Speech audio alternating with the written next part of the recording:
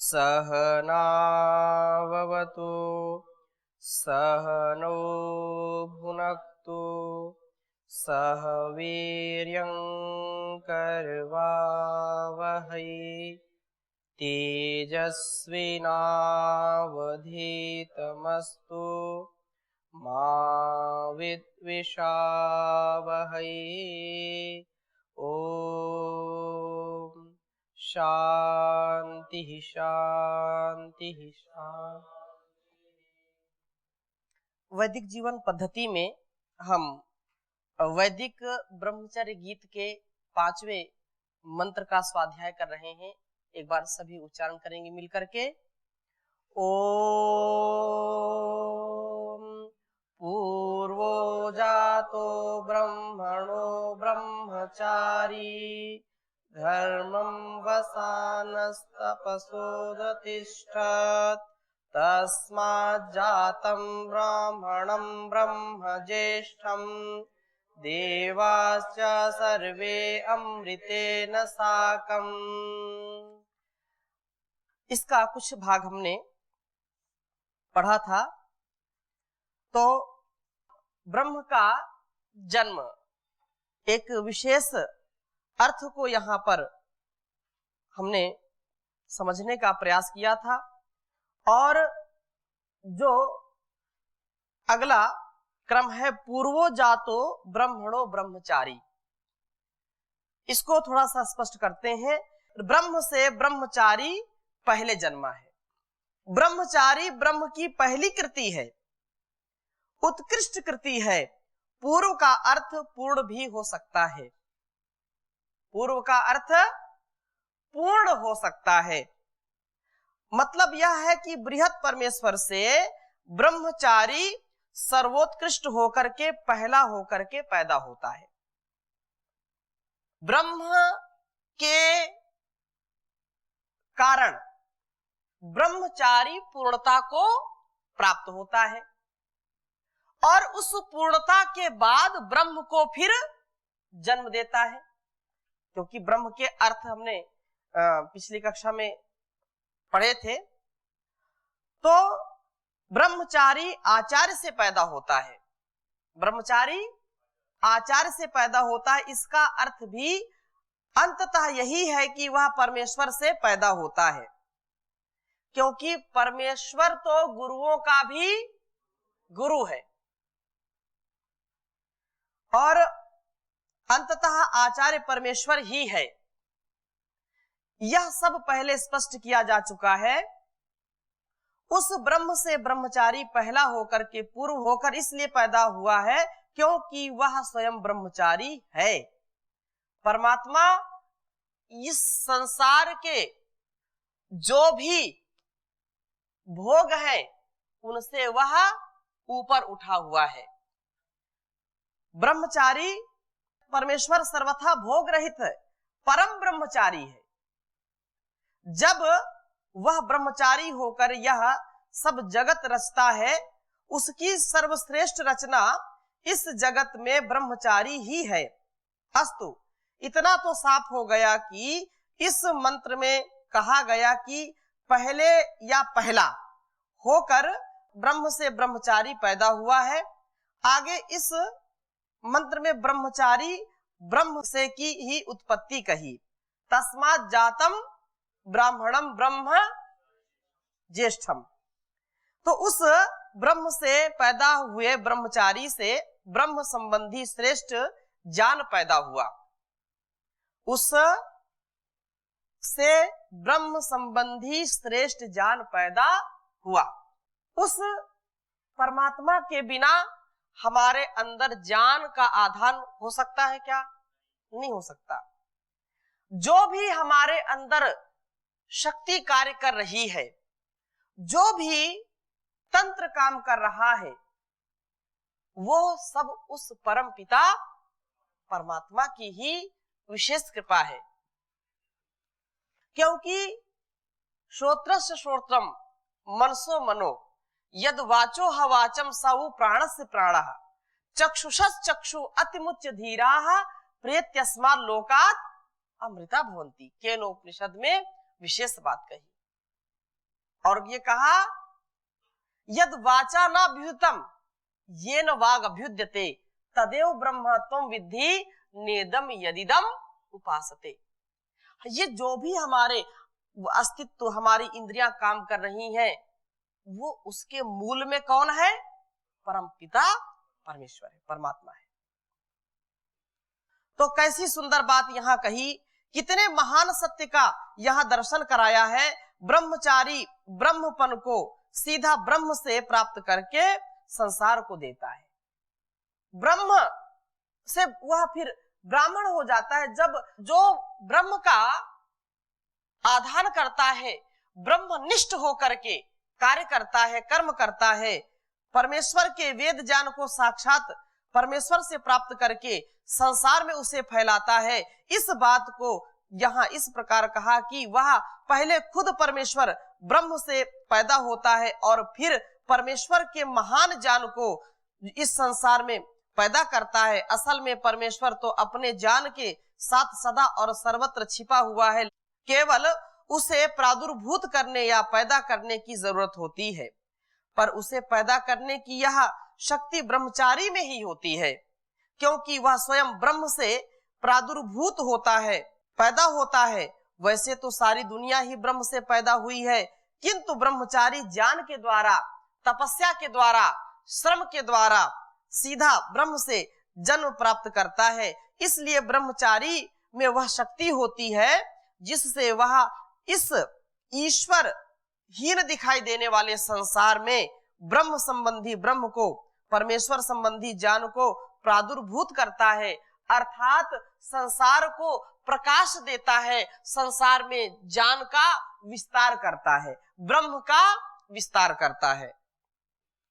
परमेश्वर संबंधी ज्येष्ठ ज्ञान को, सर्वोत्कृष्ट ज्ञान को, उच्चतम ज्ञान को पैदा करता है, क्योंकि ऋते ज्ञाना न मुक्ति, बिना ज्ञान के मुक्ति नहीं हो सकती।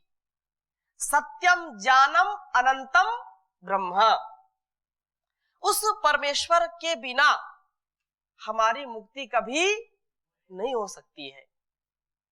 तो ज्ञान बहुत पवित्र है। इस संसार में ज्ञान रूपी नौका में ही हम बैठ करके इस संसार के भवसागर को पार कर सकते हैं, और कोई दूसरा उपाय नहीं है।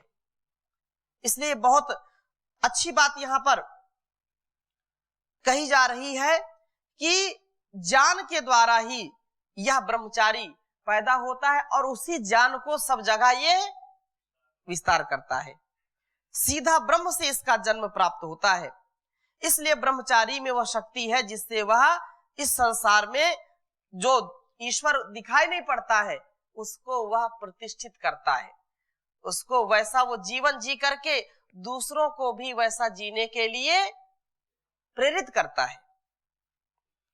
परमेश्वर का जो ज्ञान है, परमेश्वर संबंधी जो मामूली निराधार ज्ञान तो बहुत लोग बोलते रहते हैं और केवल शाब्दिक चर्चा करने वाले तो बहुत ही हैं, पर उपदेश कुशल बहुतेरे। वे लोग जो इसकी कुशलता में बहुत निपुण है, बखान करने में बहुत निपुण है, लेकिन उनका आचरण, उनकी तपस्या, उनकी तेजस्विता बहुत न्यून है। इसलिए इसका विशेष जो ज्ञान का आधान कराने का कार्य है वो एक ब्रह्मचारी ही कर सकता है। महर्षि देवदयानंद जी भी कहते हैं कि संसार का भला जितना एक ब्रह्मचारी सन्यासी कर सकता है उतना और दुनिया में कोई कर नहीं सकता है। तो परंतु परमेश्वर के जो अनुभूति कारक सच्चे ज्ञान को, उत्कृष्ट ज्येष्ठ ज्ञान को तो ऐसा ब्रह्मचारी ही जगत में उत्पन्न कर सकता है, जिसने ब्रह्म का स्वयं साक्षात्कार किया है, अनुभव कर लिया है, जिसने अपना जन्म ही उस ब्रह्म से प्राप्त किया है जो कि ब्रह्म जात है। उस ब्रह्म जात ब्रह्मचारी के द्वारा न केवल इस संसार में ईश्वरीय श्रेष्ठ ज्येष्ठ ज्ञान पैदा होता है उससे, किंतु उस द्वारा सब देवता लोग अमृत से युक्त हो जाते हैं। देव होना, अमर होना, अमृतत्व, अमरता ही देवों की मनुष्यों से विशेषता है। मनुष्य तो मरण धर्मा है, परंतु देवता जो होते हैं वे अमृतत्व को प्राप्त कर लिए होते हैं। ब्रह्म द्वारा यहाँ मर्त्य मनुष्य ही एक दिन अमर और देव हो जाता है। मतलब यह है कि ऐसे ब्रह्मचारी के द्वारा संसार में ब्रह्मज्ञान, दिव्यता और अमरता पैदा होती है। ब्रह्मचारी के द्वारा यह स्थापित किया जाता है कि वास्तव में जो ज्ञान है वो कितना मनुष्य को महान बना सकता है, मनुष्य के जीवन में कितनी सुख, शांति, समृद्धि का आधान कर सकता है।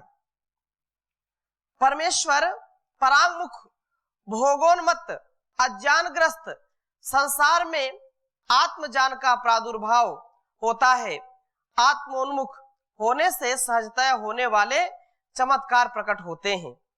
जो है बहुत से मनुष्य अपने क्षुद्र मर्त्य जीवन को छोड़ने के लिए बिल्कुल व्याकुल हो जाते हैं और ब्रह्मचारी से लाए गए इस ज्येष्ठ ब्रह्म को प्राप्त करके ये अमृत से युक्त दिव्य देव बन जाते हैं।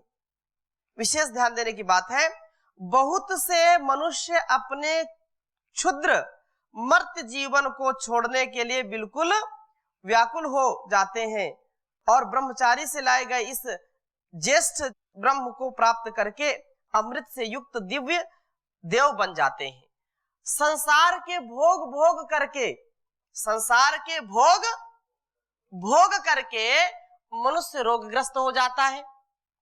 रोगग्रस्त हो गया तो फिर उसको इतना उपचार कराने पर भी वो कभी ठीक नहीं होता, तो जल्दी से अपने जीवन को समाप्त करना चाहता है। थोड़ी थोड़ी बातों से व्यक्ति दुखी हो जाता है, परेशान हो जाता है, हताश निराश हो जाता है, तो अपने जीवन को वह समाप्त करना चाहता है। अपने अंदर के ज्ञान को नहीं समझ पाता है। उसके अंदर जो प्रेरणाएं उठती हैं, उन प्रेरणाओं को न समझ करके उनका आदर जो करना चाहिए उनका निरादर कर देता है, जिससे वह भटक जाता है और भूल भटक करके वह अपने जीवन को खो देता है। अनेक घटनाएं रोज घटती हैं, रोज। क्या कारण है? क्योंकि उन्होंने इस ज्ञान का पान नहीं किया। ब्रह्म ज्ञान का, ब्रह्मचर्य का जो अमृत है उन्होंने कभी चखा नहीं है। इसलिए छोटी छोटी बातों से वो परेशान हो जाते हैं, आत्महत्या करने लगते हैं, अपने जीवन को समाप्त करना चाहते हैं, अपने उत्साह को बिल्कुल घटा देते हैं। लेकिन जब ब्रह्मचारी उस ब्रह्म का आधान उनके जीवन में करता है, अर्थात जैसे स्वामी जी महाराज योग से, आयुर्वेद से, ज्ञान से, अपने कर्म से लाखों करोड़ों लोगों के जीवन की रक्षा की है कि नहीं की?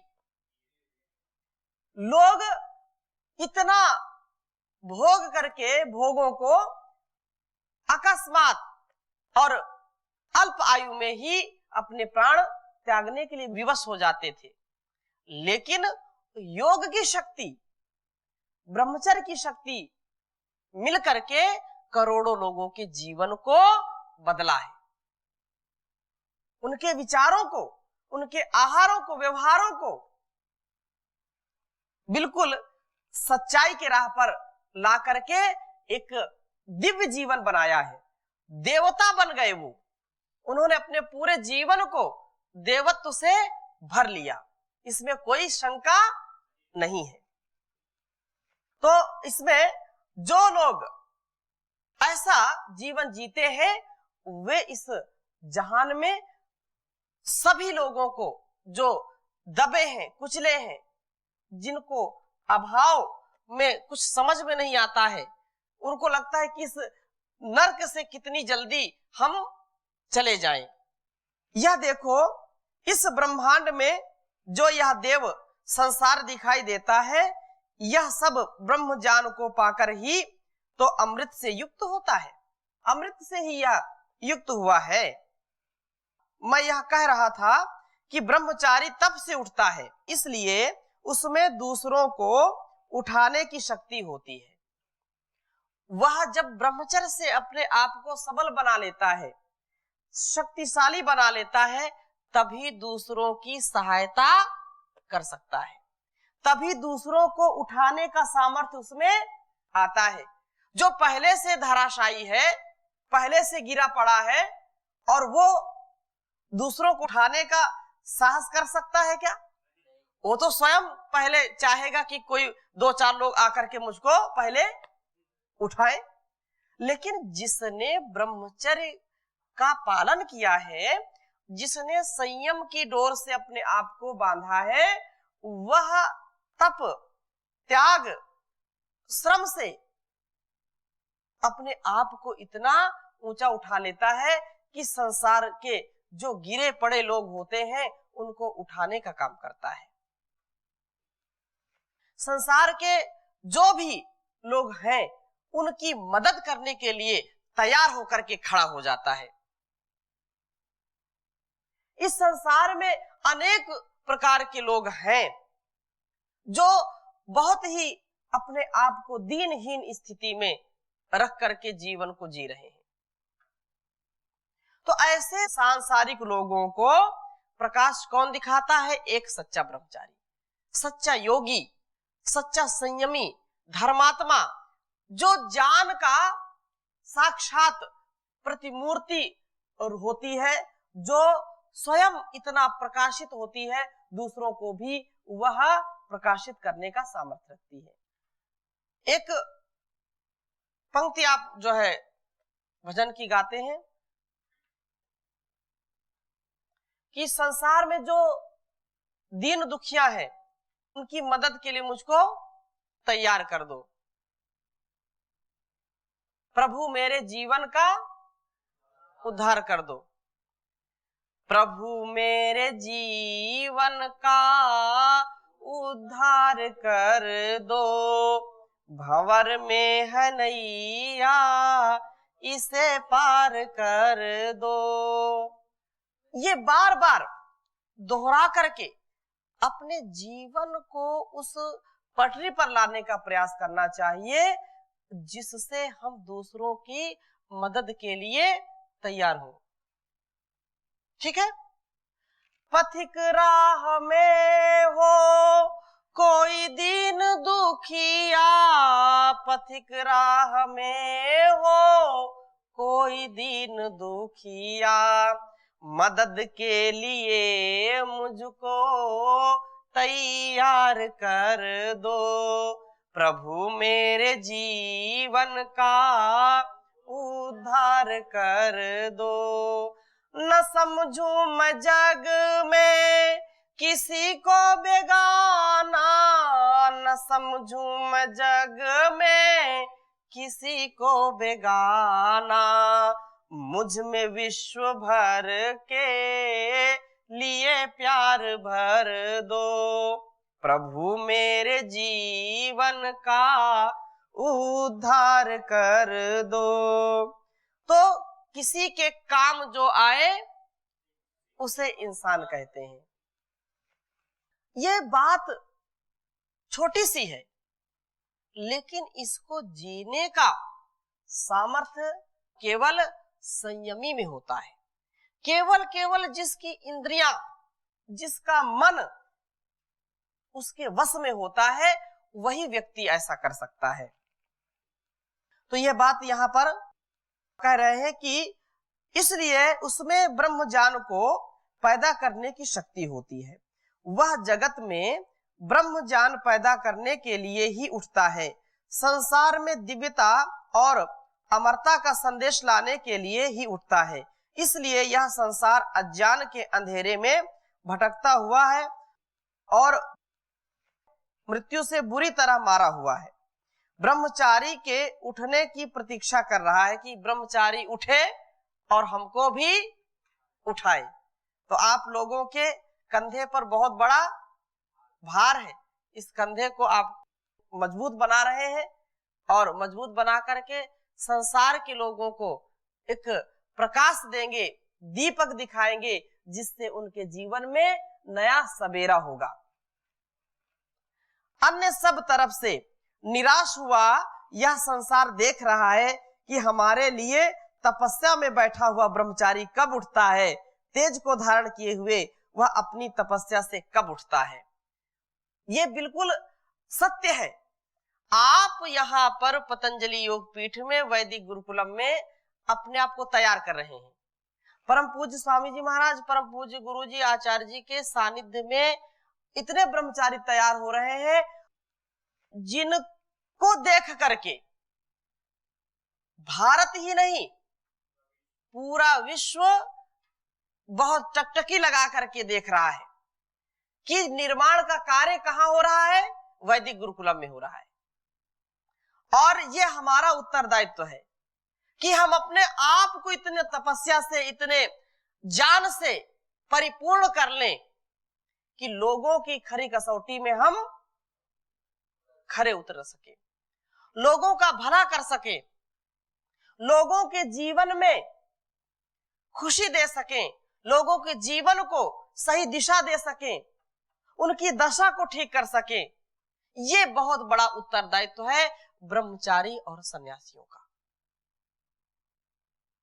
यदि हमने अपने जीवन को ऐसा जिया तो समझो कि हमारा जीवन सफल हो गया। ये जीवन की नैया उस पार लग गई, नहीं तो बहुत कठिन काम है, ये बहुत कठिन काम है। ये जीवन का जो सार है उस परमात्मा के प्यार से मिला है, उस ब्रह्म का आधान हमारे अंदर है। तो हमारा भी कर्तव्य है कि जो ज्ञान का आधान हमारे अंदर है वे अन्य लोगों के अंदर भी हो, वो अन्य लोगों को भी उस पिपासा, उस मुमुक्षुत्व, उस जिज्ञासा जो भाव है उनका, उसको हम पूरा करें। लेकिन पहले अपने आप को तो तैयार करें। हर ब्रह्मचारी का यह कर्तव्य है कि पहले अपने आप को हर प्रकार से तैयार कर ले, तन से, मन से, विचार से, हर प्रकार से अपने आप को फिट करें। और जो स्वयं फिट है वो दूसरों को भी फिट कर देता है, और जो स्वयं अनफिट है वो दूसरों कैसे फिट कर सकता है? वो फिट करेगा तो उसको ही लोग अनफिट कर देंगे। हाँ, तो अपने आप को हम फिट करें, अपने आप को तैयार करें, एक भी हमारे अंदर दोष ना आए, हम ऐसे पवित्रतम जीवन को जिएं। यह जीवन किसके लिए है? ईश्वर के लिए है। जीवन किसके लिए है? गुरु के लिए है। ये जीवन किसके लिए है? राष्ट्र के लिए है। ये जीवन किसके लिए है? मातृभूमि के लिए है। क्यों? क्योंकि यह जीवन इन्हीं से मिला है, यह जीवन इन्हीं से मिला है, माता पिता से मिला, और उसमें परम पिता परमेश्वर की विशेष कृपा। तो परमात्मा को जो ये मंत्र कह रहा है कि ब्रह्मचारी को पहले कौन जन्म देता है? ब्रह्म। और ब्रह्म को जन्म देने का कार्य कौन करेगा? ब्रह्मचारी। तो तेरा तुझको अर्पण क्या लागे मेरा। हाँ, ये जीवन मुझको माता पिता, गुरु, आचार्य और इस संसार से मिला है, इस राष्ट्र से मिला है, इस मातृभूमि से मिला है। तो इसको अर्पण करना ही हमारा परम कर्तव्य है। ये जीवन तुम्हारा, तुम्ही को है अर्पण, लगा दो किनारे इसे मेरे भगवन। ये जीवन तुम्हारा, तुम्ही को है अर्पण, लगा दो किनारे इसे मेरे भगवन। हो जग के पालक जग के खिवैया, तुम्ही मेरे पालक तुम्ही हो खिवैया।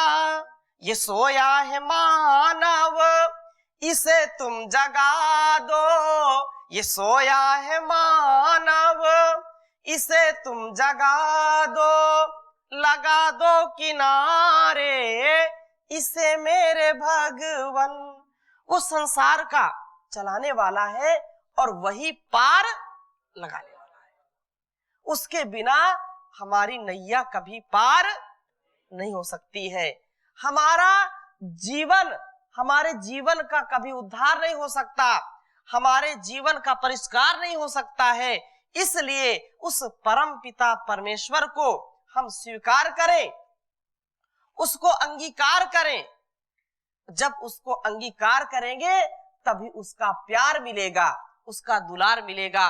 और जैसे कोई छोटा सा बच्चा अपने पिता या माता की गोद में जब जाता है तो उसको किसी प्रकार की और कोई चाहना नहीं होती है। भले ही भूखा ना हो बच्चा, बाहर रोता रहता है, लेकिन जैसे ही माँ की गोद में जाएगा चुप हो जाएगा। क्यों? क्योंकि माँ की गोद में ही पूर्ण संतुष्टि उसको मिलती है। ऐसे ही जो अध्यात्म के मार्ग में चलने वाले लोग हैं, जो ब्रह्मचारी सन्यासी हैं, वे परमात्मा की गोद में ही सच्ची शांति, सच्चा सुख पाते हैं।